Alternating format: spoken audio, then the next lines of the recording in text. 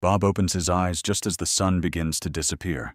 The sky turns orange, then red, then dark blue. He looks around, waiting for someone to strike a stone, to gather wood, to start a fire. Nobody moves. The tribe is calmly preparing for sleep. No flames, no sparks, no warm glow, just cold wind creeping between the trees. Bob quietly panics. There are wolves out there, big cats, bears, snakes, freezing temperatures, total darkness. He is convinced everyone is going to die before sunrise. They will not. Because ancient humans knew something modern humans have completely forgotten. You do not always need fire to survive the night. You need something older, smarter, and far more powerful. Bob is about to learn what? The first thing Bob notices is that the tribe is not scattered. Everyone is moving toward the same spot. A rocky wall behind them, a large fallen tree in front of them, a natural pocket in the land. The elder taps the ground and says one word: shelter. Ancient humans became experts at reading landscapes for hidden safety. A cliff blocked wind, a cave trapped body heat, a rock overhang stopped rain. Even a dense group of bushes could reduce cold air by several degrees. Before humans mastered fire, they mastered geography. Bob suddenly realizes the tribe chose this campsite hours ago, not by accident, on purpose. Now the group begins pulling out animal skins, thick, heavy, layered. Bob assumes these are blankets. They are much more than that. Ancient humans learned that trapped air is one of the best insulators in nature. Layers of fur created tiny pockets of warm air between the body and the cold. Some archaeological sites suggest humans have used animal hides for warmth for tens of thousands of years, possibly longer. Fire warms a room. Fur warms a body. And ancient humans knew the difference. Bob wraps a fur around himself and immediately feels warmer. He looks impressed for the first time all evening. Then the tribe does something Bob does not expect. They lie down close together.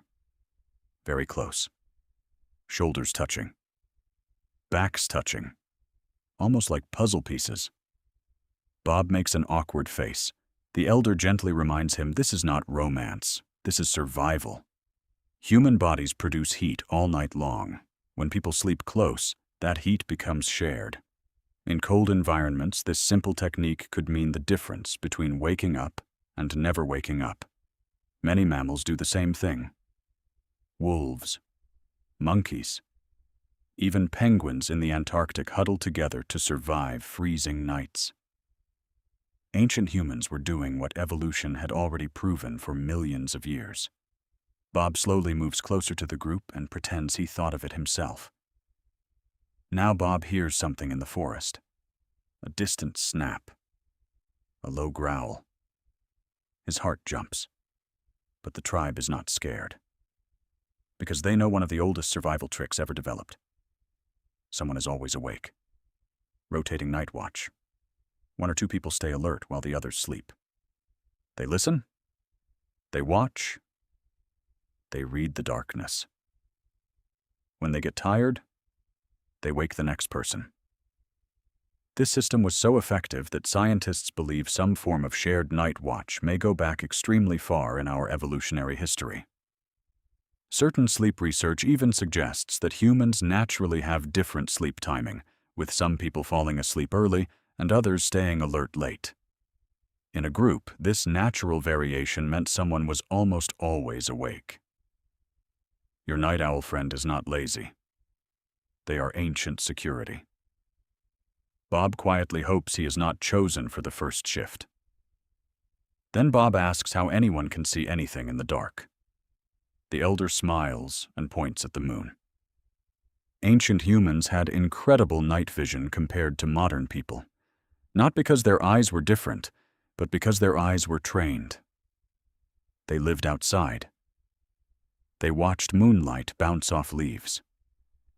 They learned the difference between shadows that move and shadows that stay still. Modern humans lose much of this ability Because we are surrounded by artificial light. Street lights, phone screens, bright rooms. Our eyes rarely fully adapt to the dark. Ancient humans could see the outline of a wolf. You can barely see your own hand after leaving a bright room. Bob suddenly feels very modern and very useless. Now the tribe listens carefully. Every crack, every rustle, every distant bird call. Ancient humans learned that darkness is not silence. Darkness is information. Certain animals make sounds only when predators are near. Some birds go quiet before danger. Even the wind can hint at movement. A trained ear could sense a threat long before seeing it. Ancient humans did not fear the dark because they could not see. They respected the dark because they could hear. Bob whispers that this is incredible. The elder whispers back that this is normal. Now Bob wonders about predators. Wolves, big cats, bears. How did anyone sleep at all? Turns out predators mostly avoided groups of humans, especially organized ones. Humans smelled unfamiliar. Humans made unpredictable sounds, and humans threw sharpened objects with terrifying accuracy. A lone human in the dark was in danger. A group of humans in the dark was often the most dangerous animal in the forest. Bob sits up a little taller. He is beginning to understand something. Ancient humans did not survive because they were stronger than the wilderness. They survived because they cooperated better than anything else on Earth. Shared warmth, shared shelter, shared knowledge, shared eyes, shared ears, shared sleep. Fire helped later. But long before fire, the human superpower was already alive. Community. Now Bob thinks about modern life. Locked doors, thick walls, warm beds, bright lights everywhere. Yet many people still feel uneasy at night. Many still fear strange noises. Many still sleep better with a partner or a pet nearby. That is not weakness. That is ancient memory. Your brain still remembers a world where night could kill you. It still checks the shadows. It still notices sudden sounds. It still whispers to you that you should not be alone in the dark. You have not evolved past that instinct. You have only forgotten why it exists. Bob lies down between two members of the tribe. The stars appear above him. The wind slows. The forest becomes quiet. For the first time all night, he feels safe. Not because there is fire, but because there are people. He whispers something to himself before falling asleep. Maybe humans were never meant to face the dark alone. Maybe that is why we built villages, cities, and civilizations. Because deep inside we all remember the cold. But Bob's next journey will uncover something even stranger.